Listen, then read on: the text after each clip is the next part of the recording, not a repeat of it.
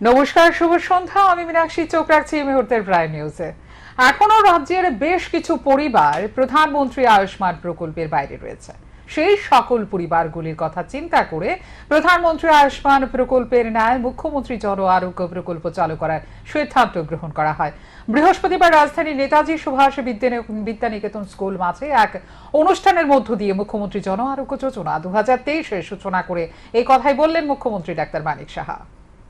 ত্রিপুরা রাজ্যে কিডনির সমস্যাজনিত রোগীর সংখ্যা বেশি, তাই রাজ্যের কিছু চিকিৎসক ও নার্সকে কিডনি প্রতিস্থাপন ও চিকিৎসার প্রশিক্ষণের জন্য বহির্রাজ্যে পাঠানো হয়েছে। সহসায় জিবি হাসপাতালে কিডনি প্রতিস্থাপন ও চিকিৎসার ব্যবস্থা করা হবে।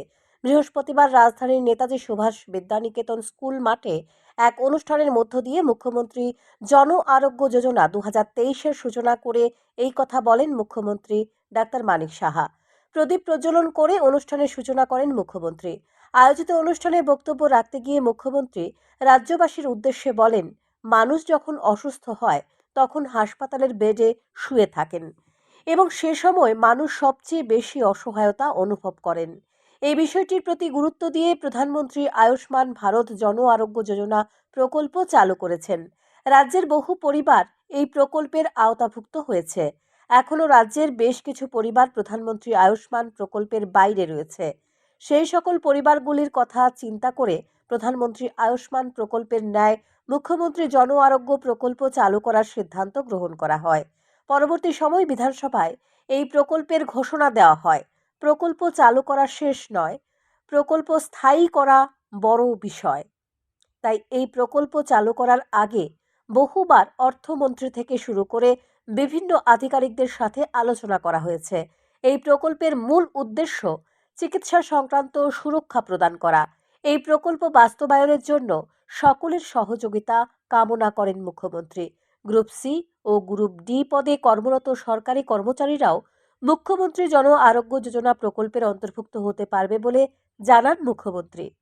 যে জেনারেল ডিউটি মেডিকেল অফিসার 172 জন স্পেশালিস্ট এবং 16 জন সুপার স্পেশালিস্ট, অর্থাৎ 414 জন চিকিৎসক আমরা নিয়োগ করছি। 143টি ল্যাবরেটরি টেকনিশিয়ান, 22টি ফার্মাসিস্ট আয়ুর্বেদিক, 25টি ফার্মাসিস্ট হোমিওপ্যাথিক, 39টি ল্যাবরেটরি টেকনিশিয়ান ব্লাড সেন্টারে নিয়োগ প্রক্রিয়া চলছে। এবং আমাদের হেলথ অ্যান্ড ফ্যামিলি ওয়েলফেয়ার ডিপার্টমেন্টের থেকে প্রায় 175টি যেটা আমাদের শূন্যপদ রয়েছে স্টাফ নার্স, তারও নিয়োগ প্রক্রিয়া চলছে। এর মধ্যে অফার দেবে এবং এই শীঘ্রই এই পদগুলো নিয়োগ করা হবে। 40টি নার্সিং টিউটর পদে লোক নিয়োগের লক্ষ্যে সেটারও প্রক্রিয়া চলছে এবং সেটা টিপিএসসির মধ্যে আমরা পাঠিয়েছি। তারও কাজকর্ম যখন ওখান থেকে ক্লিয়ারেন্স আসবে, পরীক্ষা হয়ে যাবে, সেটারও নিয়োগ আমরা করব। অনুষ্ঠানে এছাড়াও উপস্থিত ছিলেন অর্থমন্ত্রী প্রণজিৎ সিংহ রায়, পরিবহন মন্ত্রী সুশান্ত চৌধুরী, মন্ত্রী টিঙ্কু রায়, মন্ত্রী শুক্লাচরণ নোয়াতিয়া, বিশিষ্ট সমাজসেবী রাজীব ভট্টাচার্য, আগরতলা পুর নিগমের মেয়র দীপক মজুমদার সহ বিভিন্ন দপ্তরের আধিকারিক। এই দিনের অনুষ্ঠানে মুখ্যমন্ত্রী জন আরোগ্য যোজনা প্রকল্পের বেশ কয়েকজন সুবিধাভোগীর হাতে মুখ্যমন্ত্রী জন আরোগ্য যোজনা প্রকল্পের কার্ড তুলে দেওয়া হয়। এই ধরনের সুবিধা চালু হওয়ার পরে রাজ্যের প্রায় 4.5 লক্ষাধিক পরিবার উপকৃত হবে। এই প্রকল্পের মাধ্যমে বছরে 5 লক্ষাধিক টাকা পর্যন্ত চিকিৎসার সুবিধা পাবে বেনিফিশিয়ারিরা। সান্দন টিভি। দল যা সিদ্ধান্ত নেবে সেটাই মানতে হবে, তাহলে বিকাশ সম্ভব। বৃহস্পতিবার বিজেপি লিগ্যাল সেলের উদ্যোগে যোগদান সভায় এই কথা বললেন মুখ্যমন্ত্রী ডাক্তার মানিক সাহা। মুখ্যমন্ত্রীর হাত ধরে 65 জন আইনজীবী বিভিন্ন দল ত্যাগ করে ভারতীয় জনতা পার্টিতে যোগদান করেন। মুখ্যমন্ত্রী বলেন, ভারতীয় জনতা পার্টি একটা পরিবার, এর অভিভাবক প্রধানমন্ত্রী নরেন্দ্র মোদী। তিনি দেশবাসীর জন্য 2014 সাল থেকে দায়িত্ব পালন করে চলেছেন। 2014 সালের আগে মানুষ চিন্তায় ছিল দেশ থাকবে কিনা, কিন্তু নরেন্দ্র মোদী যখন প্রধানমন্ত্রী হয়েছেন তখন রাজনৈতিক পরিবেশ পাল্টে গেছে দেশে। এখন আর পাকিস্তান ভারতের উপর আক্রমণ করতেও চিন্তা করবে।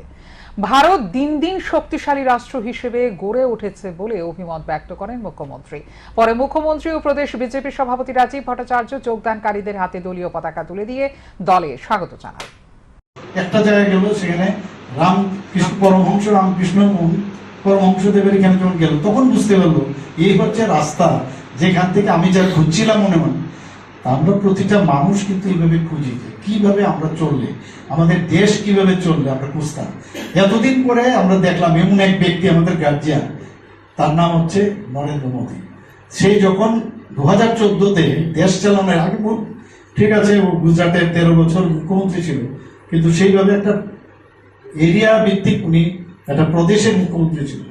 প্রধানমন্ত্রী হয়ে যাওয়ার পর দেখুন, অনেকে বলি আমরা যে মানুষ ইম্পর্টেন্ট না, কিন্তু মাঝে মাঝে মানুষ ভগবান ওই মানুষের মাধ্যমে যে তার যে চিন্তাধারাটা, এটা পুরো ভারতবর্ষের চেহারাটাই পাল্টে দেয়।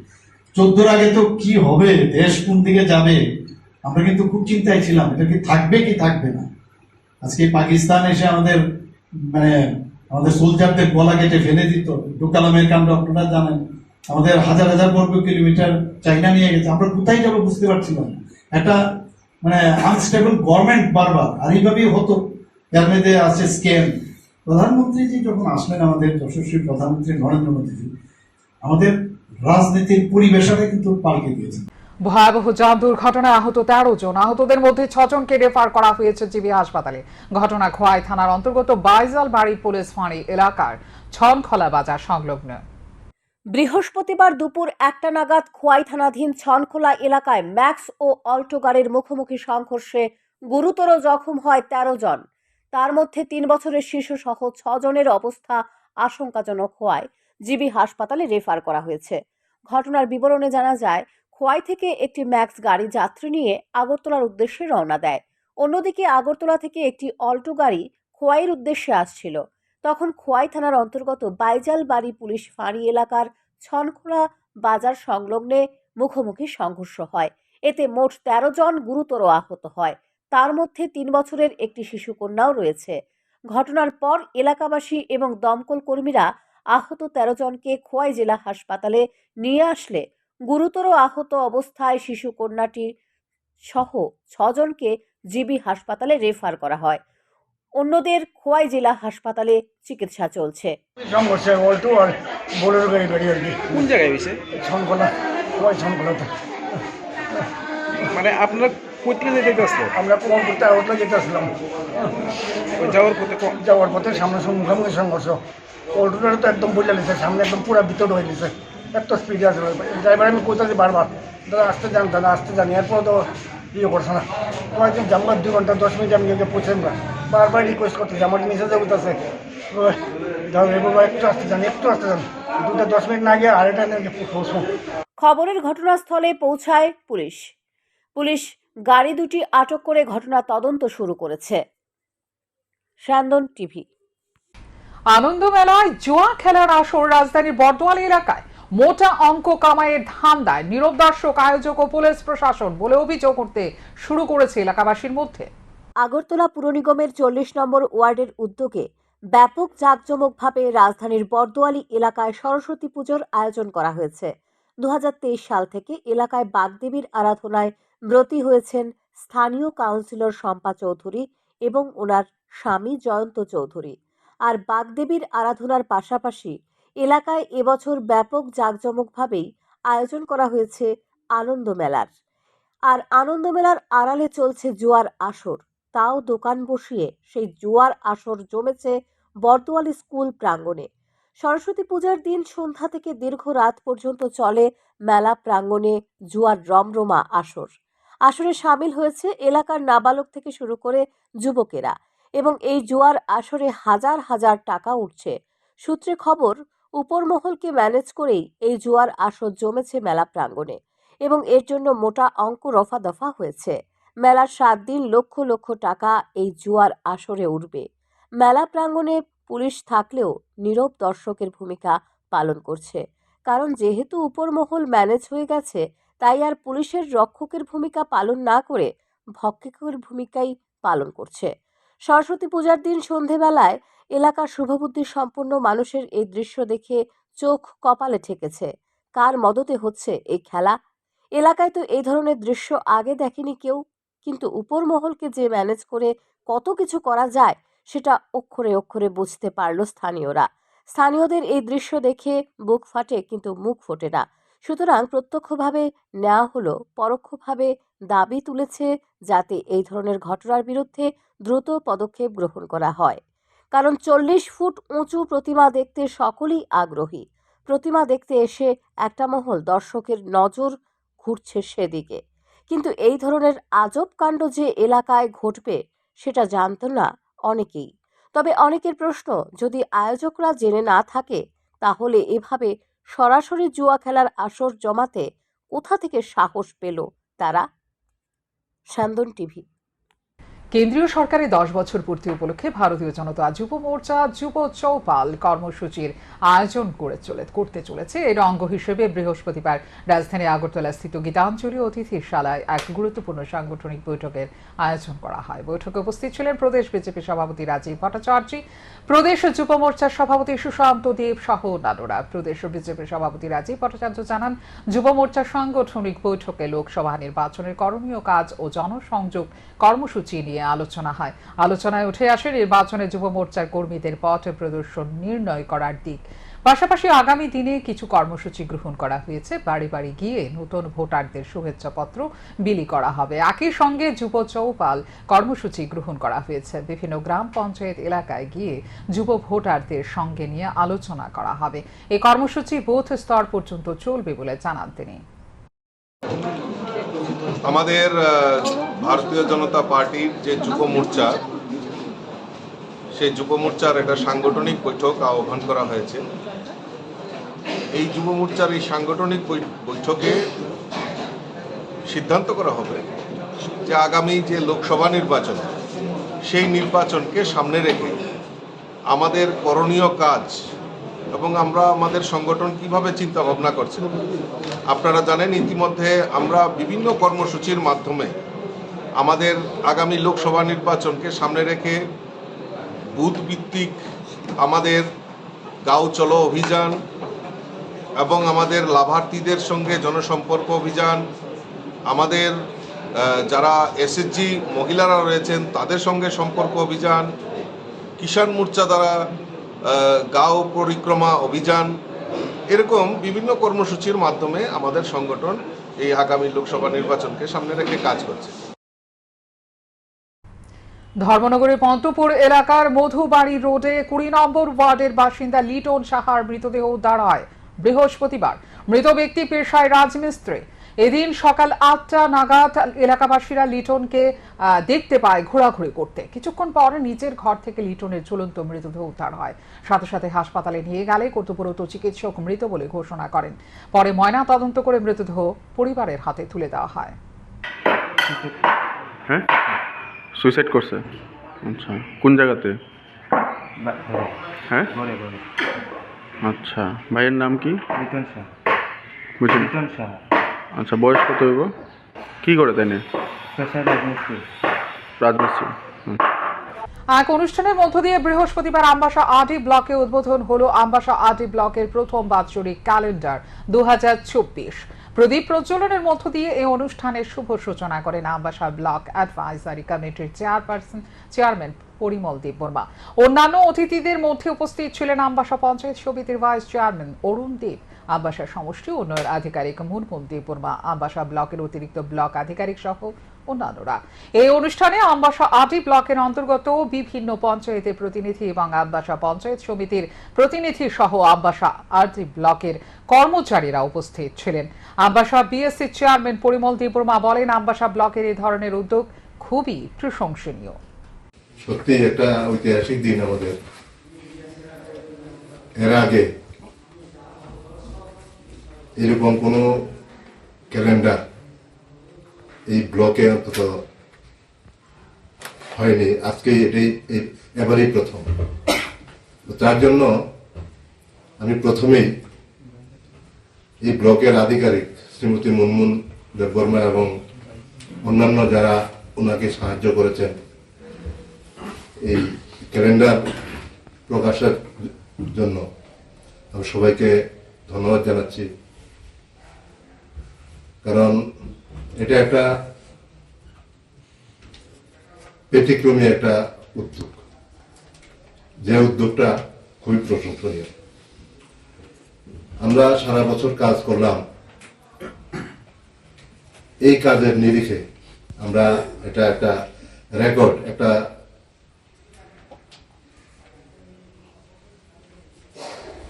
এটা কি বলা হয়, এই দৃষ্টান্ত না, এটা আগে বহু পরীক্ষা জিবি হাসপাতালে হতো না, কারণ এর জন্য বহু যন্ত্রপাতি প্রয়োজন হতো। এই পরীক্ষা নিরীক্ষাগুলি এখন আধুনিক যন্ত্রপাতির মাধ্যমে জিবি হাসপাতালে করা হয়। এখন ইজিএমজি আর আরএনএসটি এবং সিবি পরীক্ষা করা হয়। ফিজিওলজি ডিপার্টমেন্টের সাথে নিউরোলজি ডিপার্টমেন্ট মিলিয়ে পরীক্ষাগুলো সম্পন্ন করে। এর ফলে রাজ্যের দূর দূরান্ত থেকে আসা রোগীরা যেমন উপকৃত হচ্ছে, তেমনি উপকৃত হচ্ছে বাংলাদেশ থেকে আসা রোগীরা। বৃহস্পতিবার জিবি হাসপাতালে কনফারেন্স হলে আয়োজিত সাপ্তাহিক সাংবাদিক সম্মেলনে কথা জানান হাসপাতালের চিকিৎসক কনকলাল ভট্টাচার্য। এদিকে নিউরোলজিস্ট ডিপার্টমেন্টের পক্ষ থেকে আবির লাল নাথ জানান, 2023 সালের 31 মে থেকে রাজ্যে নিউরোলজিস্ট ডিপার্টমেন্ট পথ চলা শুরু করে। এনসিভি মেশিনের মাধ্যমে বর্তমানে উন্নত পরিষেবা প্রদান করা হচ্ছে রোগীদের। এই উন্নত প্রযুক্তি সম্পন্ন মেশিনটি এইমস, গুয়াহাটি মেডিকেল কলেজ এবং জিবি হাসপাতালে রয়েছে। দিন দিন রাজ্যে নার্ভের রোগীর সমস্যা বাড়ছে। রোগীরা যখন হাসপাতালে আসে তখন তাদের নার্ভের বর্তমান অবস্থা এই এনসিভি মেশিনের মাধ্যমে পরীক্ষা করা হয়। তারপর রোগীদের ডায়ালিসিস পরিষেবা দেওয়া হয়। মার্শাল ডিজিজের জন্য ইএমজি পরিষেবা দেওয়া হয়। এছাড়াও শরীরের চামড়ার সমস্যা নিয়ে যারা ভুগছে তাদের জন্য আরএনএসটি পরীক্ষা করা হয়। তিনি আরো বলেন, 140টির অধিক এন্ডোস্কোপি করেছেন জিবি হাসপাতালে। এ ধরনের বহু পরীক্ষা এখন বিনামূল্যে প্রদান করা হচ্ছে বলে জানান তিনি। ডিটেলসে একটু বলে দেবো যেন মানুষ বুঝতে পারে যে টেস্টগুলো কেন দরকার। প্রথমে আমাদের এনসিবি টেস্টটা যেটা আমরা করি, আমরা জেনারেলি এটা আমরা কোনো লো ব্যাক পেইন, কোমরে ব্যথা, পায়ে ব্যথা, ঝিনঝিন ব্যথা, এরকম অনেক রোগী আমাদের ত্রিপুরাতে আছে। তো অর্থোপেডিক্সের কাছেও যায় পেশেন্টরা, নিউরোসার্জারির কাছেও যায়, নিউরোলজির মধ্যেও আছে, পিএমআরএও যায়। ওদের থেকে আমাদের পেশেন্টগুলো রেফার করা হয়। আমরা ইলেকট্রোড লাগিয়ে আমরা দেখি পায়ের নার্ভগুলো, নাহলে হাতের নার্ভগুলো। নেক পেইন থাকে অনেকের, যেটা হাতে যায়, ব্যাক পেইন থাকে পায়ে যায়। নার্ভগুলো কি অবস্থায় আছে, নার্ভগুলো কি খারাপ আছে না নার্ভগুলো ভালো আছে, যদি খারাপ থাকে কতটুকু খারাপ থাকে। অনেক সময় হঠাৎ করে নার্ভ অচল হয়ে যায়, পা অচল হয়ে যায়, এটা ডিজিজ আছে, গুলিয়ান-বেরি সিনড্রোম। এটাও এনসিবির মাধ্যমে আমরা ডায়াগনোসিস করতে পারি। তো এটা ডায়াগনোসিস করাটা এই জন্য ইম্পর্টেন্ট, একবার করে নিলে ডায়াগনোসিসটা আমরা আইভিআইজির মাধ্যমে ট্রিটমেন্ট দিতে পারি। অলরেডি আইভিআইজি আমরা জিবিএস ডায়াগনোসিস করার পরে আইভিআইজি ফ্রি আইভিআইজি আমরা দিয়েছি। আইভিআইজি ট্রিটমেন্ট বডি ওয়েট অনুযায়ী হয়, দ্যাট ইজ খুব কস্টলি, 3-4 লাখ টাকা লাগে। জিবি হাসপাতালে অলরেডি আমরা এটা ফ্রিতে দিচ্ছি। এছাড়াও আমরা ইইজি টেস্টটা শুরু করেছি। ইইজি আগেই আমাদের মেডিসিন ডিপার্টমেন্টে হতো, কিন্তু এই মেশিনটা একদম নিউ। আর আমরা ইইজি টেস্ট, যেটা আমাদের এপিলেপসি, মিল্কি রোগ খুব কমন আমাদের ত্রিপুরার মধ্যে, মিল্কি রোগটা ডায়াগনোসিস করার জন্য যে টেস্ট দরকার, দুটো টেস্টই দরকার, একটা হলো এমআরআই, একটা হলো ইইজি। ইইজির মধ্যে আমরা দেখতে পারি ব্রেইনের অ্যাক্টিভিটি কিরকম আছে, ব্রেইনের কানেকশনগুলো কিরকম আছে, অ্যাবনর্মাল অ্যাক্টিভিটি কিছু আছে কিনা, এগুলো আমরা ইইজির মাধ্যমে আমরা দেখতে পারি। ইইজি আমাদের ডিপার্টমেন্টে, এনসিবি আমাদের ডিপার্টমেন্টে ফুললি ফ্রি অফ কস্ট করা যাচ্ছে। জেনারেলি এই কস্টগুলো, এই খরচাগুলো বাইরের, যদি আগরতলায় নাহলে বাইরে যেখানেও করা এনসিবি টেস্ট মিনিমাম 5 to 10,000 রেঞ্জের মধ্যে খরচা হয়। এটা বাইরের প্রাইভেট হসপিটালসের মধ্যে হয়। বিধায়ক তাফাজ্জল হোসেনের উপস্থিতিতে বৃহস্পতিবার 22 সোনামুড়া মণ্ডলের মনারচক গ্রাম পঞ্চায়েতের 51 নম্বর বুথের তারাপুকুর এলাকায় গাঁও চলো অভিযান কর্মসূচি পালিত হয়। এই অভিযানে উপস্থিত ছিলেন কুড়ি বক্সনগর বিধানসভার বিধায়ক তাফাজ্জল হোসেন, বক্সনগর মণ্ডলের জিএস অনিল চন্দ্র দাস সহ অন্যান্যরা। এদিনের গাঁও চলো অভিযান তারাপুর এলাকার খলিলুর রহমানের বাড়িতে বুথের সমস্ত কার্যকর্তাদের নিয়ে আলোচনা সভা হয়। পরে সিপিএম এর কর্মী বরসাত আলী তার পরিবার নিয়ে বিজেপি দলে সামিল হয়। পরে সমস্ত কার্যকর্তাদের নিয়ে তারা পুকুর সীমান্তের ওপারে বসবাসরত জনসাধারণের কাছে আগামী লোকসভা নির্বাচনের পুনরায় কিভাবে বিজেপিকে ক্ষমতায় আনা যায় তা নিয়ে আলোচনা ও বাড়ি বাড়ি লিফলেট বিতরণ করেন। পরে পুকুর জামে মসজিদে একটি স্বচ্ছ ভারত অভিযান করা হয়। আমার বাড়ি বক্সনগর, আমি ভারতীয় জনতা পার্টির বক্সনগর বিধানসভার বিধায়ক। আমাকে পার্টির সিস্টেম অনুসারে আমাকে সোনামুড়া মণ্ডলের 51 নম্বর বুথে, যে তারাপুকুর 51 নম্বর বুথ, তারাপুকুরে আমাকে বিস্তারক হিসাবে গাঁও চলো অভিযান করার জন্য পাঠিয়েছেন। এখানে আমরা এখন উপস্থিত আছি। তারাপুকুর মসজিদ আছে, মসজিদের ইমাম সাহেব আমার সাথে আছেন। আজকে আমরা এই বুথ পরিক্রমা করে মিটিং করে আজকে আমরা ঘর ঘর অভিযান করছি এবং মসজিদ, এই যে মুসলমানদের মসজিদ, আমরা সাফাই অভিযান স্বচ্ছ ভারতের মাধ্যমে সাফাই অভিযান করেছি। এই এলাকার মানুষ অত্যন্ত স্বার্থপূর্তভাবে আমাকে সহযোগিতা করেছেন। এখানে মুসলিম এরিয়া 0 পয়েন্ট কাটাতারের বেড়ার ওপার, অর্থাৎ বাংলাদেশ এরিয়া 0 পয়েন্ট, একদম 0 পয়েন্ট এখানে মুসলিম এরিয়ার মধ্যে আমার মধ্যে দিয়ে জয় জয়কার যেভাবে হচ্ছে।